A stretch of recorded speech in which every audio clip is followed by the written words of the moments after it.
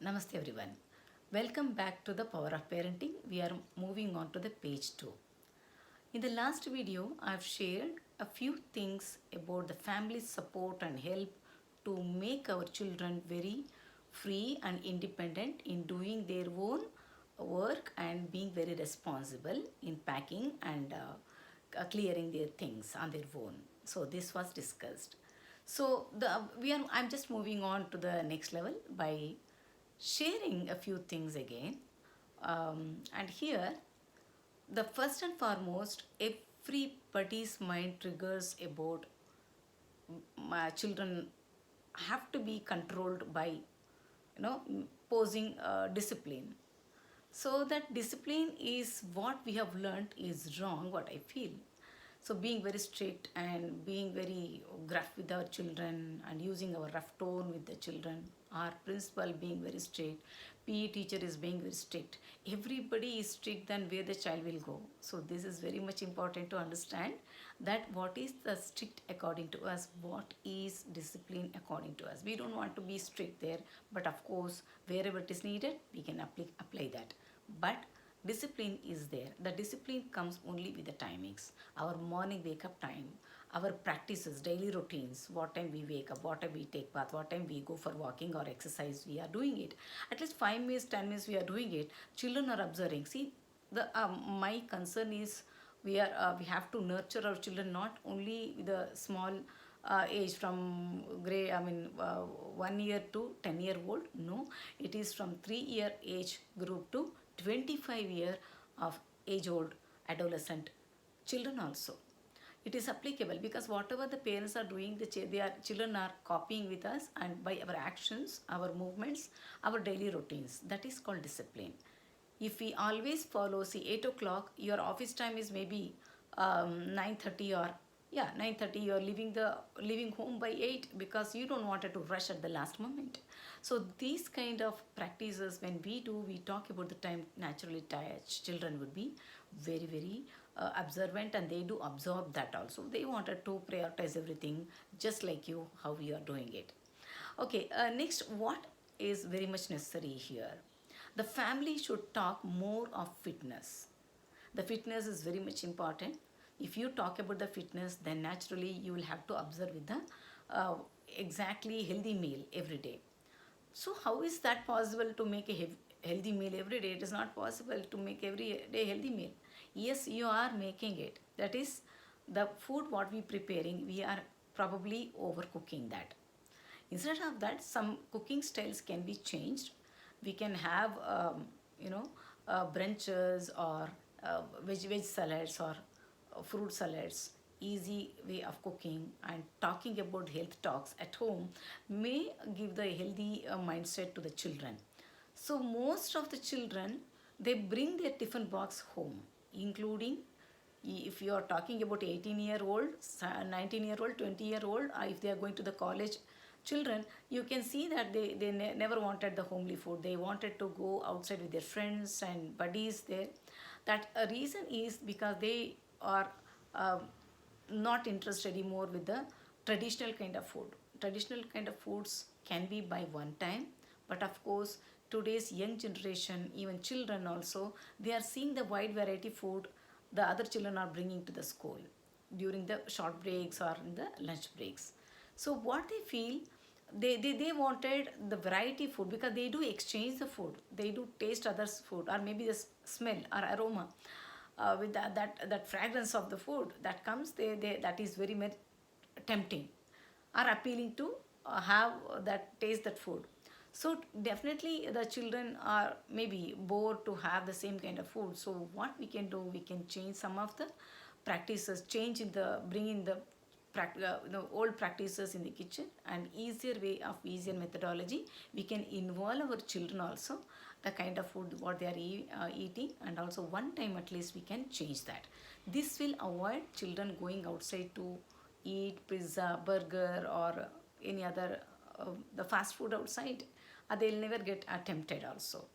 So we once we talk about the fitness and the healthy food and all, definitely children would be very much stick with the family food and also home food.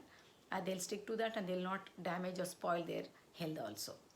So, what is next to there? So, sometimes, see, we spoke about the physical health, we spoke about the food habits. Now, let me tell you something, mental health. Mental health is something like we see, every child's brain is just a blank white sheet paper. So we can fill that with the good thoughts, good things. So that comes only in the family. The teaching will not start only in the school, it will start from the family. So the main thing what I feel we should avoid, most of the families we do that, we should avoid talking about our childhood experiences. We do always convey this to or share this to the children. See, when I was a small boy, when I was a small girl, my parents were not even bothered to get me one pencil also. We have to run behind them, request them, beg them for one pencil, and they never providing even a bicycle. We need to walk for miles together to go to school. And you are very much gifted, you are very fortunate to have such facilities.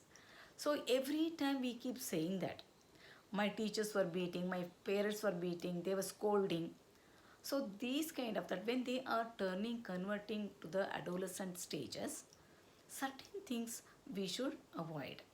That our childhood are never going to help to the children in the present generation. It was a time where we were breathing fresh air. We were having holidays, we were having occasions. We used to go to our native places, we used to visit our relatives' house, native places, and we were enjoying our days there. But today's children, they have to attend the additional classes. Maybe we were having 6 subjects, now today's subjects are increased. There are a computer we are having value education, life skills, so many other things are there. Wide variety, GK, moral science, all these were there, but still we have additional classes also. And books have become so big, and also learning and competition world, in this competition world they have to face the competencies, and also growing population, also growing, you know clashes in the parameters of, you know there is a huge commotion for the competences in education, also in all the sectors, grabbing for every topper cases. So that is really tough for the child today. Earlier we were not having. So children are, today's generation children are in the toughest zone. So we need to understand. So there's nothing that they need to know about our difficulties which we had in our childhood days. But maybe today's, if we are cultivating that habit, our children, when they grow, they may talk about that. When I was a small boy, my parents were doing this, my parents were doing that. So instead of that, let us give them the support, shouldering with them and being very friendly with them. But always give space for them to listen or talk. Usually having bedtime talk is very much important, and that too healthy talk also really needed. If your child is maybe of 6th standard or 5th standard to even 25 years, that, so the age group I'm telling from 3 year to 25 years, I'm sorry, for 5 years, 5th standard to 25 years, if you are discussing with the children about the every month on month expenditure, our income, our expenditures, that calculations, what all we are doing that expenditure per month, and where we wastage of money and where it goes, cost cutting can be discussed. And the children will never demand for hi-fi bike, hi-fi bicycle, and they will never demand for mobile. They will not demand you much. They will understand the budgeting, the family budgeting. So it is very much necessary to discuss with the children. Ask them to maintain one book, help me better, kind, request them. So ask them like, this is so many expenditure, our income is this, and we are spending this. So we can cut down the cost, where if you are going for the beauty parlor, we can cut down, or if you are using the restaurants or hotel outside eating and bringing the Swiggy food and all, we can cut down. So the cost cutting, the children will understand that. Also children will have the beautiful ideologies to save on their piggy bank, and definitely they may plan for the tour and trip is monthly once. No matter if you are not able to go by weekly once, it's not possible. Today's working professionals, and it can be in the future days like once in a month we can, or alternative month we can go outings. That would be better, I feel. So every time we need to talk about, see, always we question the children. We need to stop questioning the children. How was what you have learned in the school? How was the day today? And how uh, every time we to talk about a kind of business talk it is. See, I'm working very hard for you. I'm spending so much of fees and admission, these, that, and all. And so if we tell that, the child will feel somewhat, like we are posing our difficulties to the children. So what is needed, what is necessary is to question them in that way with concerns. Like, beta, how was your day? And also, instead, you can even share that today my day was like this. It was very hectic. The traffic was at that height, and I couldn't balance. I reached home by this time. So we can discuss certain things. Children will understand where our parents are finding difficulties. And always have a bedtime talk. It's very much necessary, even if you're not having time to talk or spend your time with the children. And instead of always blaming each other, like husband is blaming wife and wife is blaming husband. And most of the times it is because we are not moving to our grandma's or grandpa's house, or maybe they are there or not there in some families. Of course, we can talk about the good things about them. Husband should not blame the wife's parents, and even wife should not blame husband's parents there. It is really wrong if you are doing it. In front of children, we should always take the positiveness about their parents. About their parents means grandparents. So we can take certain things like I love your mother. The way how she cooks on time, the way how she cooks was very healthy, and she had a good habit of reading Bhagavad Gita or something like that. We can talk about that. And I like your father. He is very gentleman, and he has a strict disciplinary practices every day. He used to take bath on time. He used to go outside for walking, and he to make friends, and he used to go to library, and he is very strict in his daily routines and all. So if we talk certain things, that will remain in the children's mind.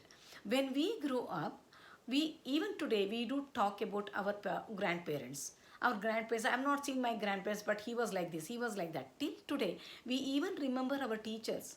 So it is something we are giving the good mindset, good framing to our children to deal with and to practice with. So mainly whenever they come home from the school, definitely they would be having the practice of washing their feet and hands and all. That is a good practice if you are doing it every day on your own, and child would be doing on the other hand. So next video I would be talking on about the school and adolescence, do's and don'ts, as I promised earlier. And the adolescent stages, what all we need to take care, that definitely I would be discussing about that. Thank you. Thanks a lot.